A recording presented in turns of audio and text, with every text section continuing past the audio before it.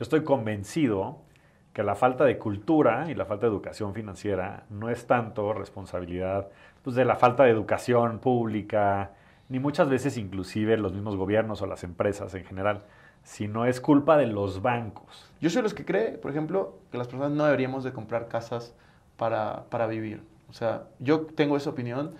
Eh, Estoy de acuerdo, pero ahorita comento si quieres eh, al respecto. Pues nuestros padres y nuestros abuelos y todos, la única forma de inversión que conocieron fueron sus casas. Ese era su patrimonio en muchas ocasiones. El problema es que detrás de eso, como dices, pues hay un negocio muy rentable que son las hipotecas y los créditos. Si creen que ser cliente de un banco es horrible, ser empleado es peor.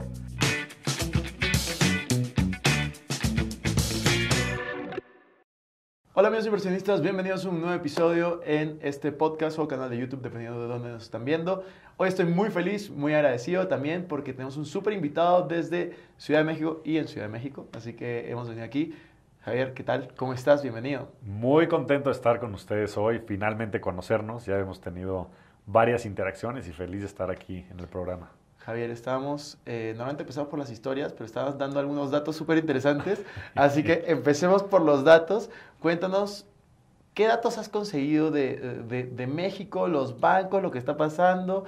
Porque está súper interesante y quiero continuar con eso en cámara. Sí, esa es una muy buena manera de empezar, creo que yo, el programa, porque yo estoy convencido que la falta de cultura y la falta de educación financiera no es tanto responsabilidad pues, de la falta de educación pública, ni muchas veces inclusive los mismos gobiernos o las empresas en general, sino es culpa de los bancos.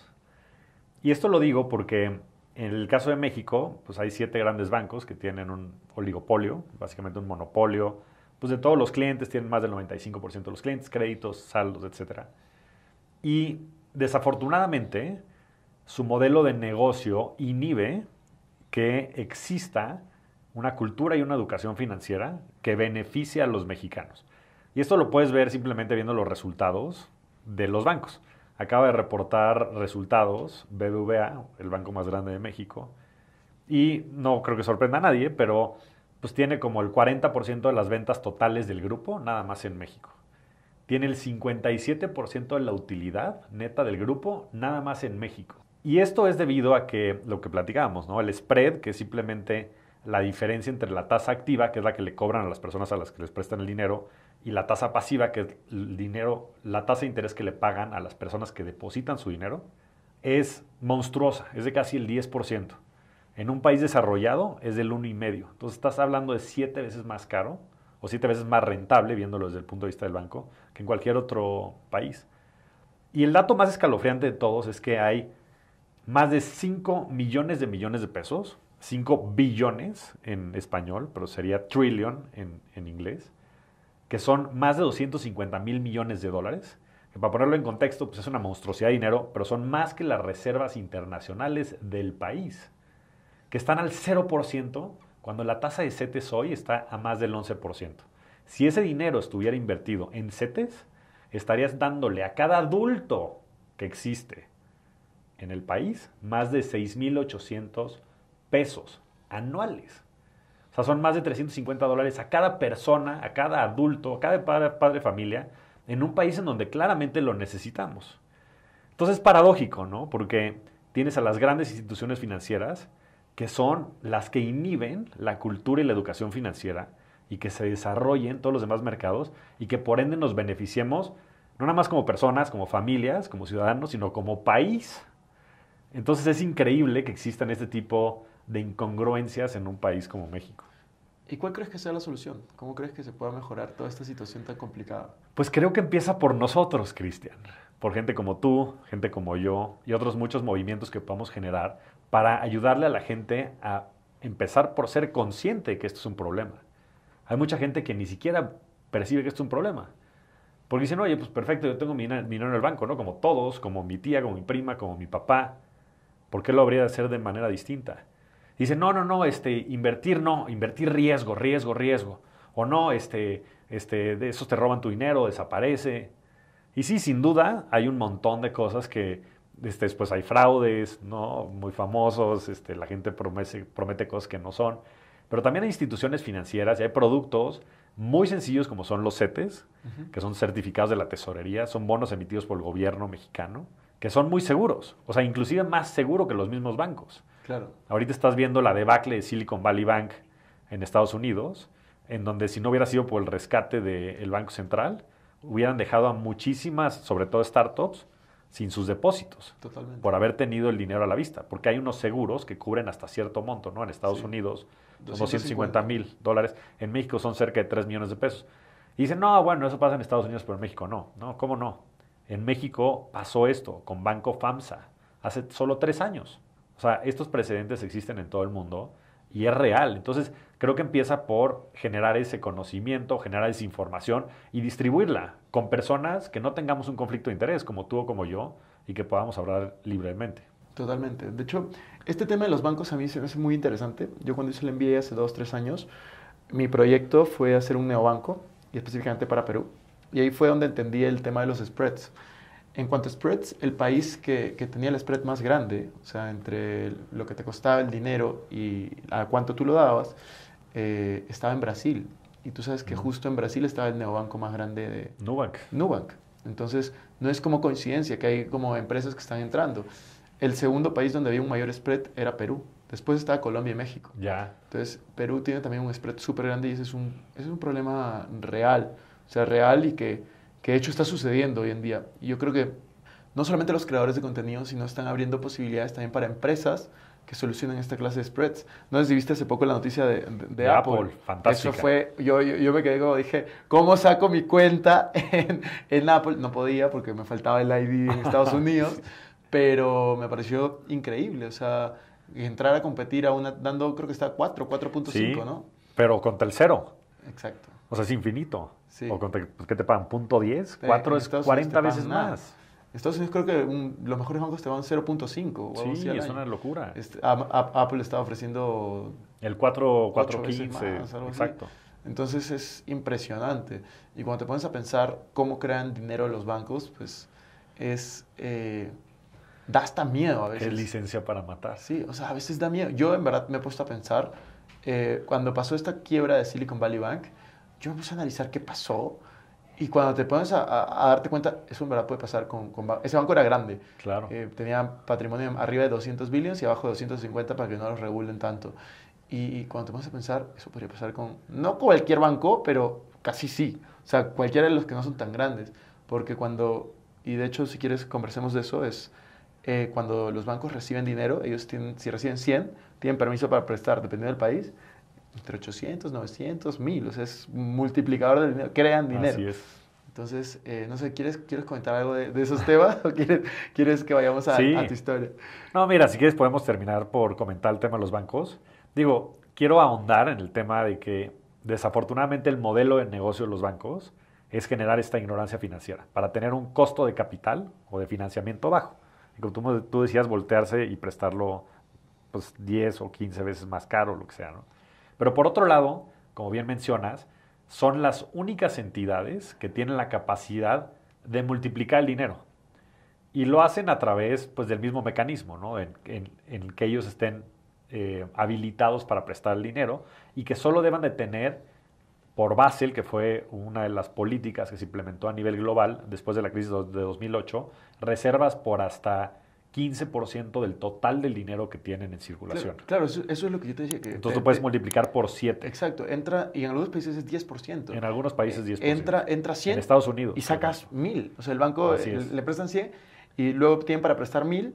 Y luego cuando van retirando esos ahorros, que es lo que pasó en Silicon Valley Bank, que la gente se asustó, comenzó a sacar, es un efecto, obviamente, bola de nieve. O lo que se llaman los bank runs o corridas bancarias. Así es. Entonces, pues como tú mencionas, si nada más hay 10 de 100 disponibles y se empieza a correr el rumor de que pues eres insolvente o que estás teniendo problemas, pues tú, Cristian, le va a decir a Regina, Regina le va a decir a Fernando, Fernando le va a decir a Javier, y entre todos genera este pánico colectivo y es una estampida.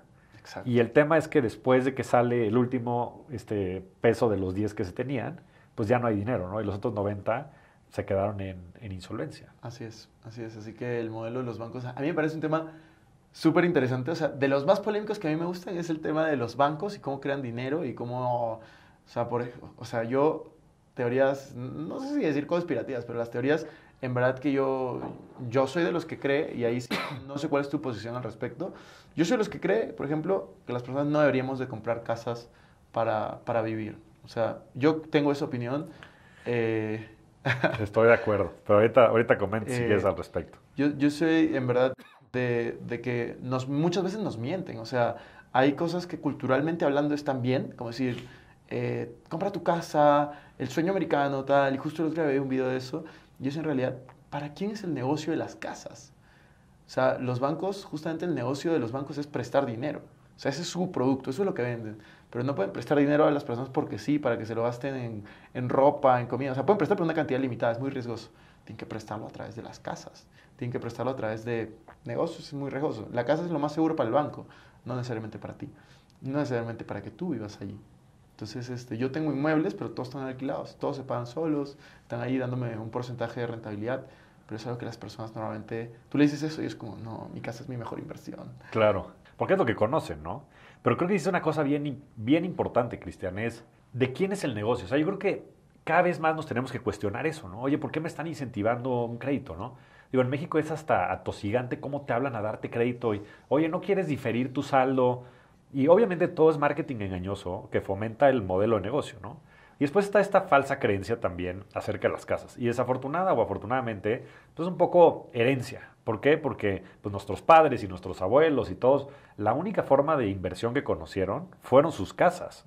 Ese era su patrimonio en muchas ocasiones. El problema es que detrás de eso, como dices, pues hay un negocio muy rentable que son las hipotecas y los créditos, que pues te abrochan, enganchan en 30 años a estar pagando una mensualidad, para estar pagando inclusive nada más los intereses y ni siquiera a veces pagar el capital. O sea, los primeros años, dependiendo de la tasa de interés, nada más pagas puros intereses. Cero del capital. El capital, para todos los que no lo comprendan, es el dinero que te prestaron. Tú nada más estás pagando el costo del dinero que te prestó el banco.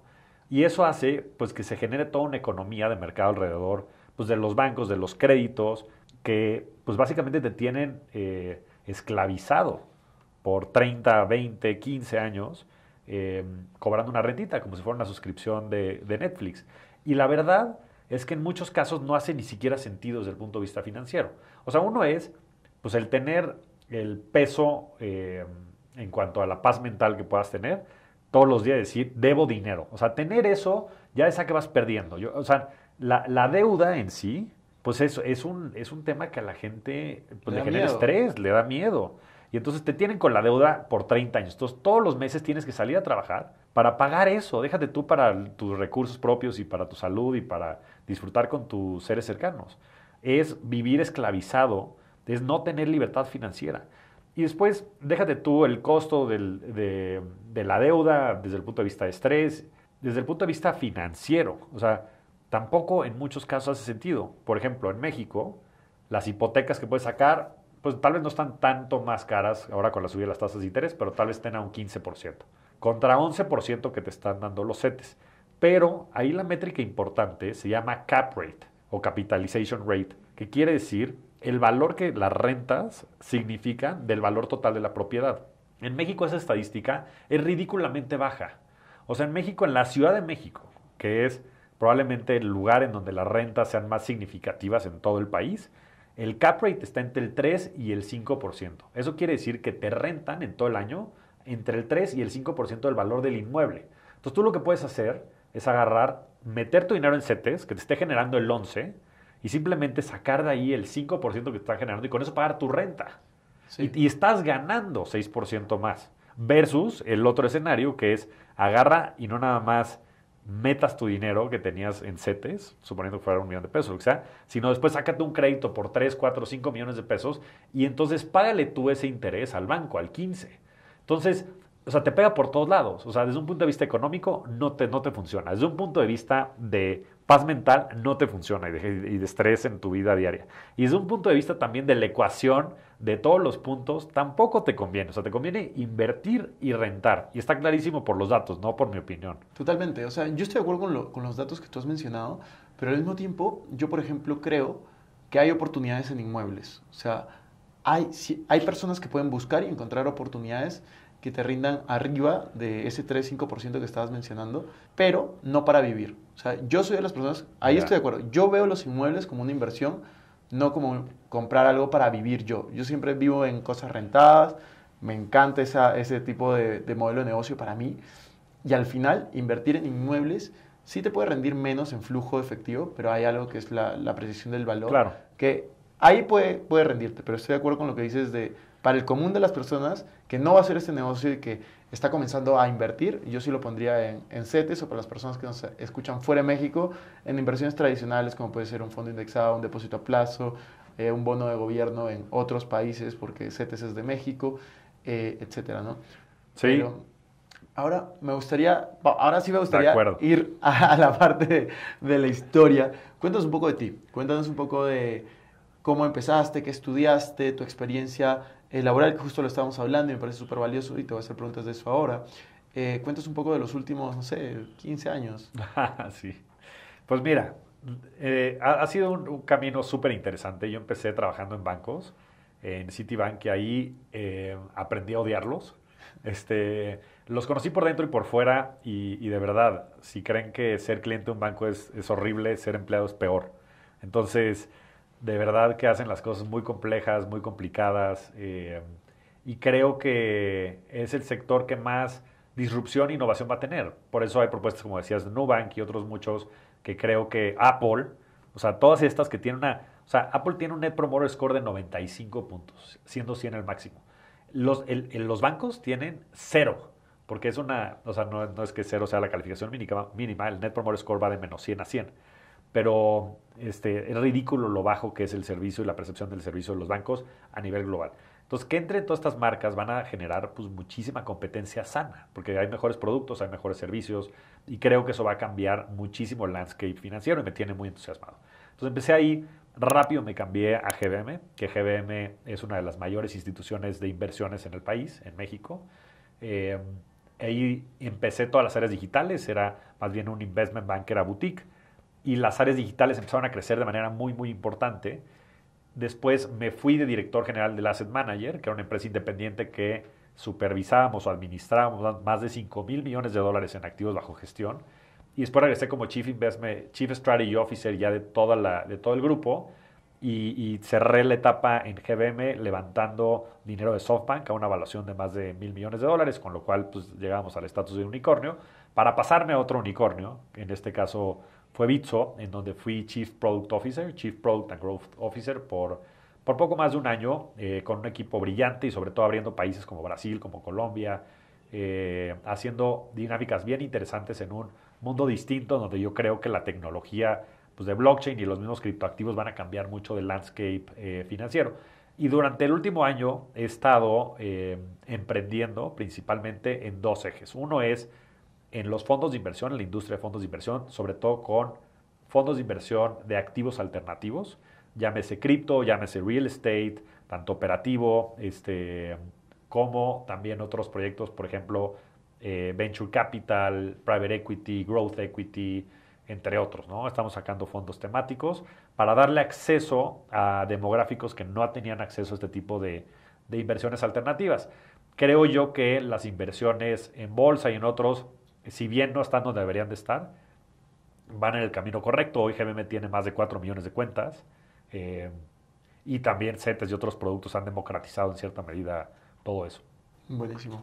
¿Y qué es lo que se viene para ti? Ahora vamos a hablar de la parte de creación de contenido, pero para cerrar esta parte de como emprendedor que está viniendo, ¿no?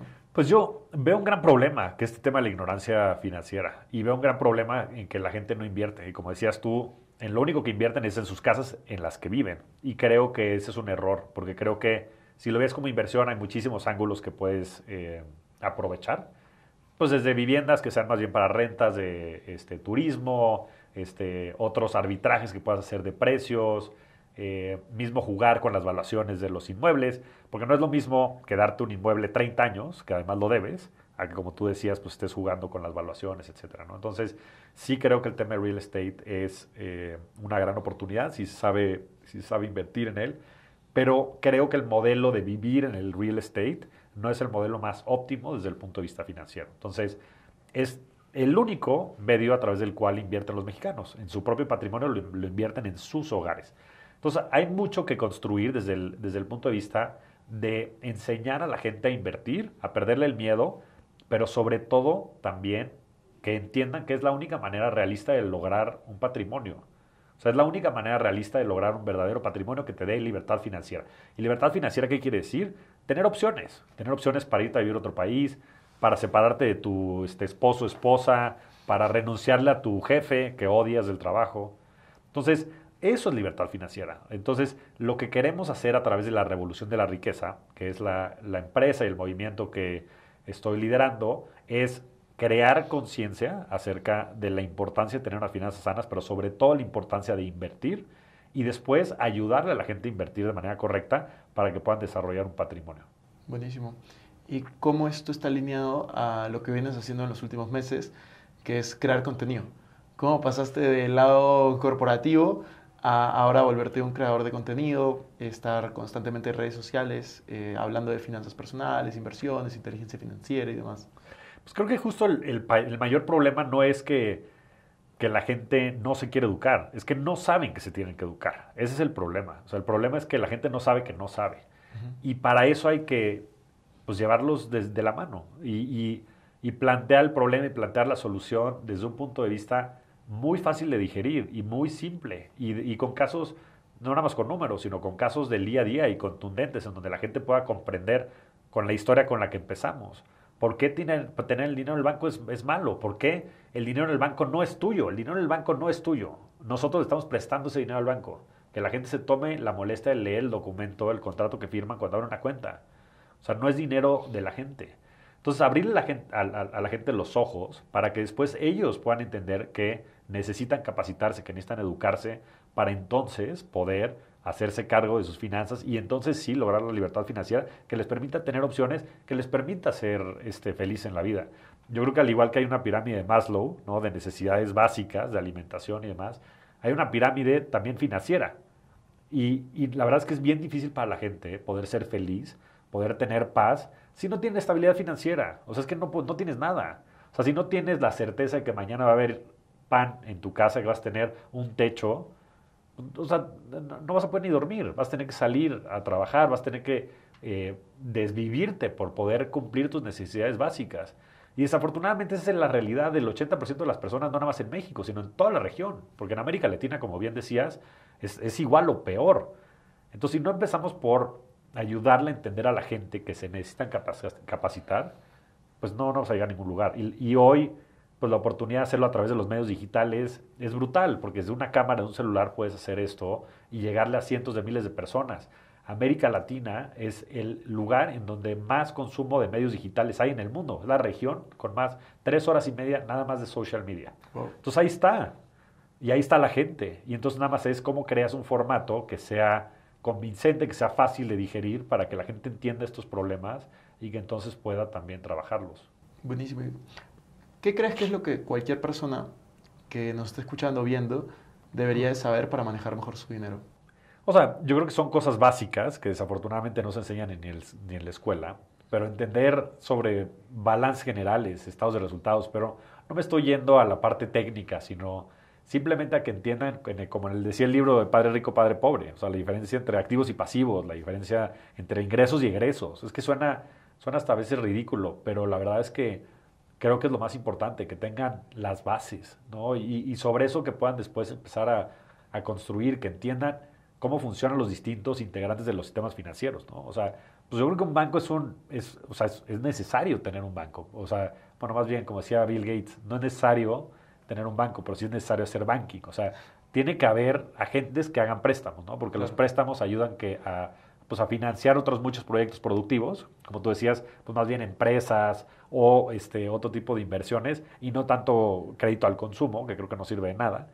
Pero para eso sirven los bancos. Ahora, tendría que estar asociado a un costo de financiamiento alto. O sea, inversionistas sofisticados deberían decir al banco, oye, está bien, yo te presto la lana al 12% y tú prestas al 15%. Y tú haz mejor tu trabajo entonces de due diligence o de análisis, a ver quién le vas a prestar el dinero. Claro. Pero la verdad es que ahorita es muy complaciente todo el sector. por la falta de información que existe. Entonces, para eso sirve el banking o la banca, ¿no? Pues están las casas de bolsa, que las casas de bolsa son custodios y simplemente ayudan a intermediar productos y servicios financieros, ¿no? Como pueden ser las acciones, los fondos de inversión y otro tipo de instrumentos, ¿no? Tipo de cambio, dólares, otro tipo de divisas. Y aseguradoras, por ejemplo, ¿no? Fondos de pensiones, hay distintos jugadores.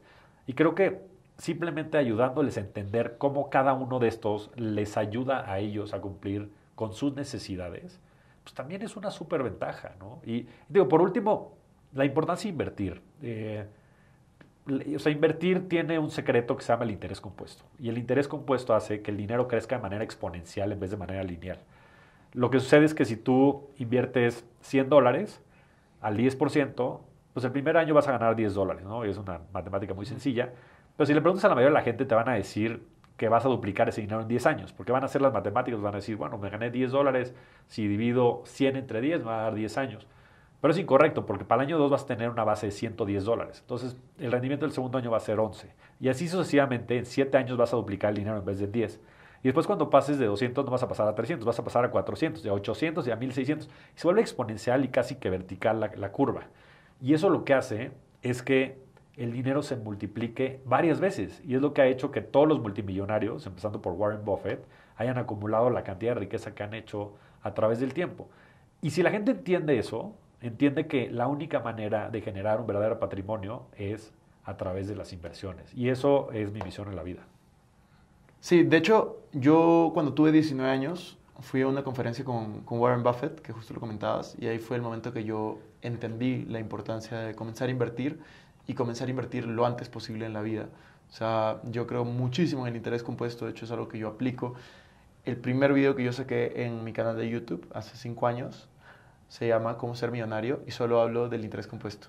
Y solo hablo de cómo funciona el interés compuesto, es un poquito matemático y lo dejé hasta ahora ahí en mi canal para que la gente lo vea.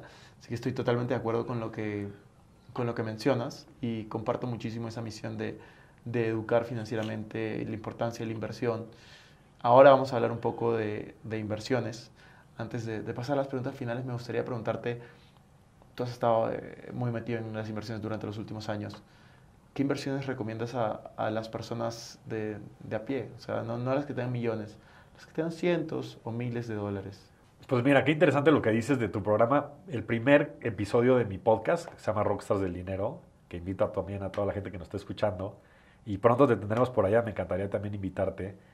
Hablo nada más del interés compuesto, o sea, se llama La Ciencia del Dinero, y lo único que habla es del interés compuesto, porque de verdad, yo creo que es el concepto más importante que puedes tener. Ahora, lo que le recomiendo a la gente, sobre todo a la gente de pie, es que empiecen a invertir en CETES. O sea, la verdad, en México existe muchas opciones, sobre todo CETES Directo, que es una aplicación misma del gobierno, en la que puedes invertir hasta 10 millones de pesos con un par de clics. O sea, es impresionantemente fácil. Y lo mismo en los demás países, ¿no? En Colombia, por ejemplo, he participado con varios grupos por allá, con el equipo de Mis Propias Finanzas, que les mando también un gran saludo. Sí, los grandes tipos, Caro y Juanpa. Los CDTs, ¿no? Sí, CDTs son. Los depósitos directos. Exacto. O CDAs. Certificado de depósito o algo así creo que son. Sí. No me acuerdo. Pues son fantásticos, o sea, son lo mismo pero los bancos. Entonces, esa es la manera de fondear los bancos. O sea, los bancos se deberían de fondear con un costo de fondeo de eso, de 14, 15%, que es lo que te pagan estos pagarés, en México se llaman pagarés. Pero es la versión de ¿cómo se llama el instrumento de Colombia? Creo que son certificados de abono. Bueno, pues sí puede ser CEDAS, creo que si no me equivoco. En fin, y eso es lo que deberíamos de hacer. O sea, exigirle al banco que nos paguen lo que nos tienen que pagar. Al final del día, la tasa de interés de CETES es una referencia. Es una referencia para todos los mexicanos para que entiendan y para toda la gente en Perú también, la tasa de referencia en Perú y en Estados Unidos y en Colombia, que ese es el costo del dinero. O sea, tiene que estar por arriba lo que tú vayas a prestarle a la gente. Así funciona la economía, así funciona el mercado. Entonces, CETES yo creo que es lo más básico. Pero también creo que la gente tiene que entender otros conceptos, como por ejemplo la simetría, ¿no? La simetría en las inversiones es muy importante. ¿Por qué? Porque si tú inviertes en un activo que puede multiplicarse varias veces, pues entonces tal vez sí puedas estar dispuesto a perder todo el dinero, ¿no? Como es, por ejemplo, el caso de Venture Capital, ¿no? En Venture Capital lo que sucede es que tú inviertes en algún startup y pues sí, la probabilidad de que el startup desaparezca probabilísticamente es más del 80%, desaparece en los primeros 3 años. Ahora, los que pasan los siguientes 3 años tienen un porcentaje de a veces hacer 10, 20, 30, 100 veces el dinero, 1000 veces el dinero, ¿no? Inclusive mucho más, como han sido los grandes casos de las empresas En tecnológicas. las que tú has trabajado. Algunas de las que he trabajado en América Latina, otras como Kavak, por ejemplo, en América Latina, pero sobre todo en Estados Unidos, ¿no? Google, Facebook, Amazon, o sea, Esas son ya palabras mayores. esas ya son de trillones de dólares. Pero lo que voy es importante que comprendan ese concepto. ¿Por qué? Porque no vas a meter todo tu dinero en algo que se puede ir a cero, por supuesto. Pero si agarras y metes un 5%, ¿no? Entonces supongamos que tengas, no sé, $1000, para poner un ejemplo concreto. Esos $50 los estás invirtiendo tal vez en una empresa de estas, ¿no? Como Sí. puede haber sido en su momento Bitso o Kavak, ¿no? ¿Y qué pasa? Que si tú pierdes esos $50, pues bueno, perdiste el 5% de tu dinero y te va a doler, como todo, pues es dinero que ganaste, ¿no? Y que te costó trabajo. Pero si lo vuelves 100 veces, o si lo vuelves 10 veces, para no irnos muy lejos, tú vas a tener 50% de patrimonio más, total. Entonces, esta simetría quiere decir que tú nada más puedes perder uno, o en este caso 50, pero puedes ganar infinito. Entonces, pudiste haber hecho ya el doble o el triple o 4 veces tu patrimonio, ¿no? A mí me sucedió eso, me tocó vivirlo. Yo empecé a comprar Bitcoin en 2013. Wow. Y lo empecé a hacer por curiosidad, porque yo trabajaba, llevaba el área digital en GBM, ¿no? Entonces estaba justo en en finanzas y en tecnología, en este cruce de estas dos grandes tendencias. Yo dije, bueno, tengo que comprar Bitcoin. Claro. Pero lo hice inclusive para obligarme a entenderlo. Exacto. Entonces yo he comprendido mucho también de lo que son pues, los criptoactivos, blockchain, y creo firmemente en eso. Dime por favor que lo holdeaste. Sí, por supuesto. Digo, no compré lo que me hubiera gustado haber comprado, ¿no? Pero después en 2014 compré Ethereum, por ejemplo, cuando estaba en un par de dólares y ahora está en pues, 2000 y cacho. Por favor, lo Lo holdeas. holdeas. Sí, sí, sí. No, por supuesto, es que el otro es el poder de largo plazo, ¿no? O Claro, sea, es que la mayoría de personas que hicieron eso y que compraron en 2013, 2014, 2015, 2016, lo vendieron en compraron, 17. dijeron 5X y lo vendieron. Entonces, o después de alguna de las caídas que ha tenido varias. Entonces, yo creo muchísimo en el largo plazo y yo soy también de los que, o sea, yo he comprado Ethereum en $150. Y yo Fenomenal. feliz. Y ahí siguen, Sí, y ahí seguirán. siguen, ahí siguen y seguirán. Y yo, de hecho, mi estrategia de inversión es todos los meses yo Dollar cost averaging, ¿no? Exacto. Dollar cost averaging. Es promediar costos en español, lo mismo.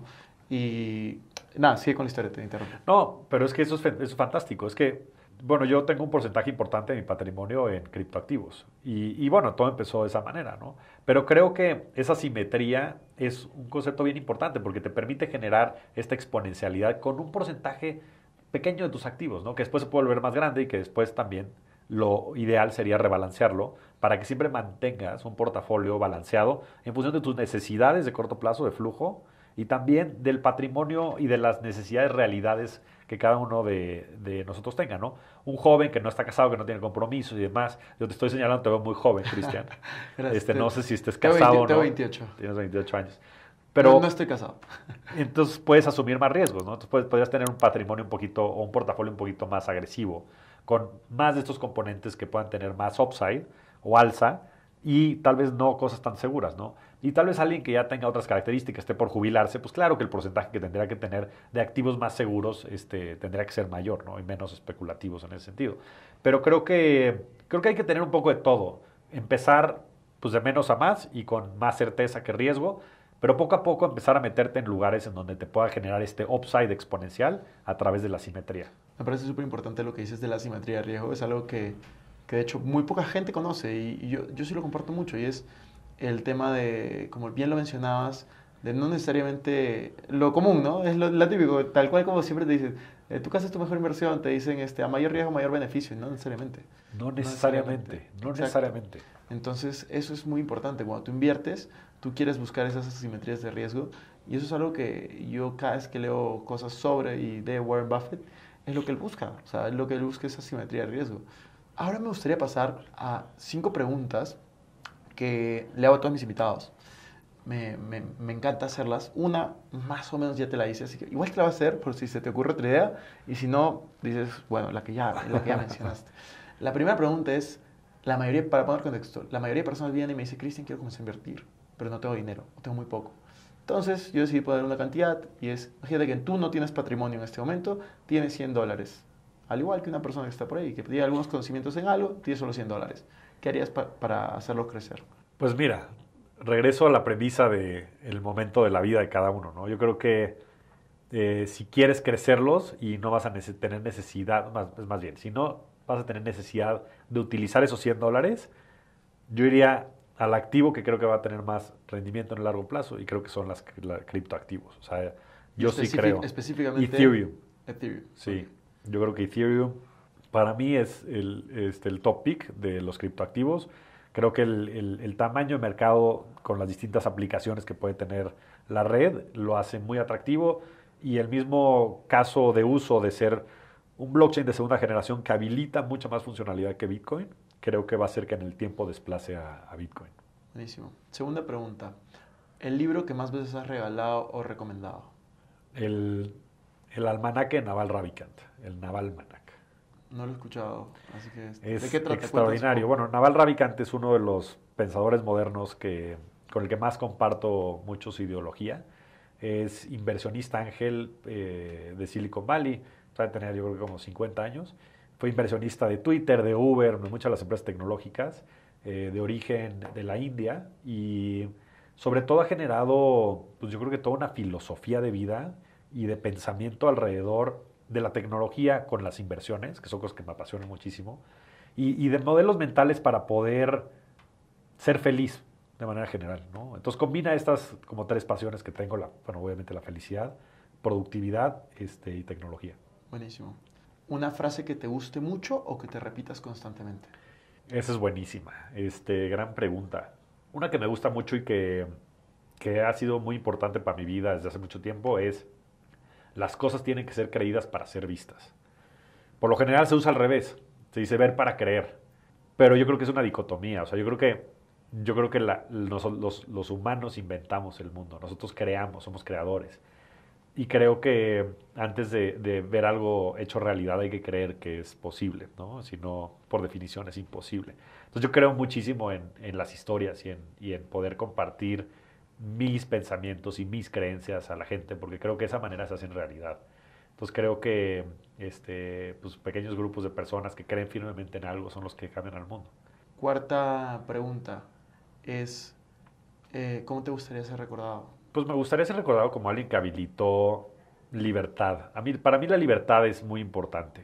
Creo que es un derecho humano que creo que a veces está mal comprendido y creo que existe mucha desigualdad en todos los sentidos en el mundo. Creo que estamos atravesando, sobre todo en la parte de equidad de género, algo muy importante que me da mucho gusto que se esté manifestando. Yo creo que es la manera de hacerlo. Y creo que la desigualdad ahora viene en otros aspectos, sobre todo o la inequidad en temas de riqueza. Y creo que han habido secretos y prácticas que por mucho tiempo han sido exclusivas de la gente que es más rica del mundo. Y creo que hay pues una buena oportunidad de poder compartir todos esos secretos, ¿no? Que yo he podido ir decodificando a través del tiempo y que hoy a través de los medios digitales y los múltiples formatos que existen pueda poner al alcance de todos y que ojalá que pueda a través de eso no nada más generar riqueza, sino el fin de la riqueza que para mí es la libertad y las opciones que te dan la libertad.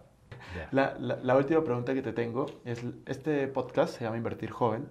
Empezamos hace 4 años con el podcast, le he hecho esta pregunta a todos mis invitados, así que cuéntanos cómo está conformado tu portafolio, cómo inviertes, en porcentajes obviamente, no hables de montos reales, pero porcentajes, ¿cómo está conformado?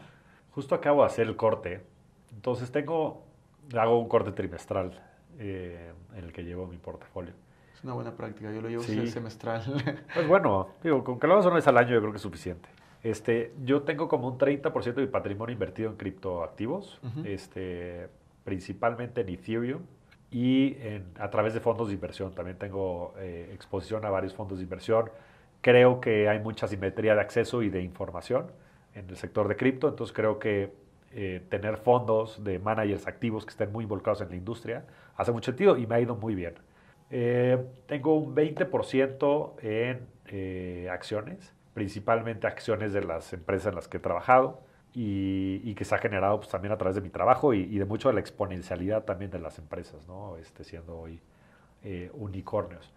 También tengo un cacho importante en mis emprendimientos, en estos que he arrancado y pues al final del día también es a lo que le estoy apostando, a lo que le estoy dedicando mi tiempo y a lo que también un grupo de colaboradores muy apasionado me está ayudando. Y después tengo un 20% que está pues parcialmente líquido, un 5% líquido y el otro 15% está en inmuebles que he ido comprando a través del tiempo y que son algunas casas, pero sobre todo terrenos. Yo he hecho muchas inversiones en terrenos en playas mexicanas, como es Mérida y toda la península de Yucatán, y también en Tulum y toda la parte de Quintana Roo, algo también en Baja California. Entonces yo creo que pues en algún momento lo desarrollaré y también se construirán ahí unas casas. También creo que el real estate es importante. Bueno, y también de un cachito, tal vez el 30% de mi empresa no sería 30, sino 20, de inversiones ángeles. Soy un ávido inversionista ángel, tengo como 25 inversiones que he hecho de manera directa. 25. Ajá. Y soy board member de 6 de las empresas. Me encanta estar muy, muy involucrado con los emprendedores. Y un fondo de Venture Capital que lanzamos con unos amigos, que es capital privado propio, que se llama Goat Capital. Entonces ahí tengo el 10% también de mi Bueno, dinero. aquí viene mi siguiente pregunta, porque yo también invierto en startups, yo tengo 10 inversiones en startups.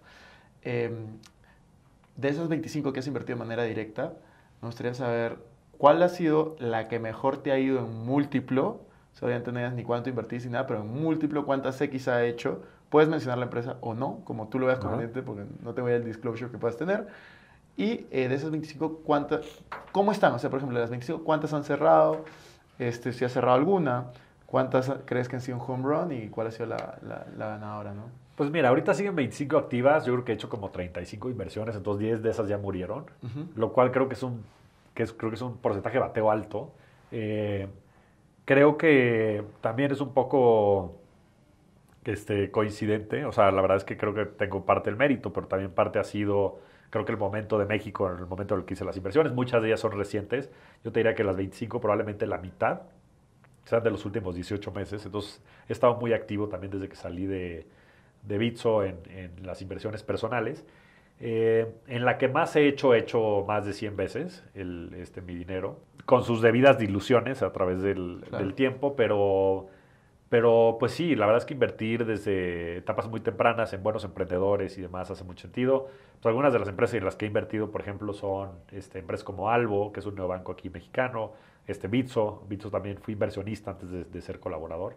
Entonces, pues son algunos de los casos de éxito, pero bueno, también como todo, pues hay algunos otros que no funcionaron, pero en el overall, yo creo que mi portafolio va más de, no sé si tal vez 7, 8 veces del dinero que he invertido, pues por eso, ¿no? Porque así tronaran el Porque 80%. Una de 100X ya es como... Con que tengas una de 100X vas a cubrir 99. Claro.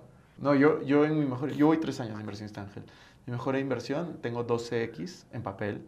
No he hecho ningún exit, pero tengo un par más que también están muy bien y todavía no cierran ninguna porque han sido muy recientes, pero sí. A mí me parece súper interesante. De hecho, ayer estaba con Claudio hablando de eso. Sí, es un tipazo, Claudio, lo conozco muy bien. De hecho, tenemos una inversión en común con Claudio, entonces justo está... Bueno, pues falto yo, me tiene que avisar. Ahí falta, o sea, ahora te paso el investor deck de esa inversión, pero sí, está súper divertido. Oye, muchísimas gracias por tu tiempo. Ya para ir cerrando, ¿quieres dar algún mensaje a las personas que te están escuchando? Algo con lo que quieras cerrar, tal vez algo que no te haya preguntado y que nos quieras compartir igual, o simplemente dirígete a las personas que te escuchan para dejarles algo. Pues que la gente invierta, digo, me encanta el espíritu del programa y te felicito, Cristian, ya te tendremos ahora en Rockstars del Dinero y que vean el largo plazo, pero que de verdad inviertan, como decían, pues el mejor momento para invertir era hace 50 años o hace 3 en las startups en las que invirtió Cristian o hace 10 en cripto, pero el segundo mejor momento es hoy, ¿no? Entonces creo que invertir es muy importante y también invitar a todos a que escuchen Rockstars del Dinero, que es un podcast, lo pueden escuchar en todas las plataformas, que me sigan en @JavierMorodo, en Instagram, en @JavierMTZMorodo, en Twitter y en las demás redes, mi página de internet, javiermorodo.com. Ahí tenemos un newsletter que se llama La Inversión de la Semana, que es buenísimo, que sale todas las semanas con lo más relevante de los mercados financieros. Y en fin, ¿no? Que se unan a la revolución de la riqueza, porque la gente joven es la que va a cambiar el mundo y necesitamos más inversionistas, necesitamos más emprendedores y todo ese ecosistema se fomenta desde la inversión. Entonces, que todo el mundo invierta. Buenísimo. Muchas gracias. Gracias a ti, Cristian.